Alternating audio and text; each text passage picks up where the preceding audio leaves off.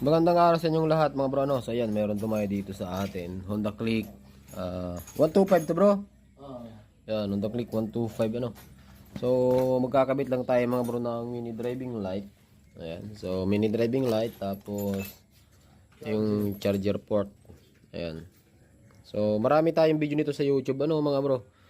Ayan, baka gusto nyo panoorin, pare-parehas lang naman mga bro yung proseso ng pagkakalas, yung proseso ng pagkakabit. Hindi ko pa naman binabago mga bro yung mga dating tinuturo ko ano. So ang ang nadadagdag is yung mga wire na pagdadaanan. Kasi habang tumatagal mga bro, dapat yung wiring lumilinis ano, hindi lang yung iba kasi basta lang gumana yung load.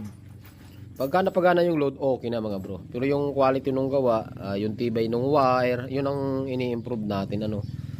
So, tapos kung saan nyo padadaanin, pag nililikot, tinatamaan ba, yun ang mga i-consider nyo mga bro kapag nagwa-wiring kayo. Hindi enough mga bro na pag napagana nyo lang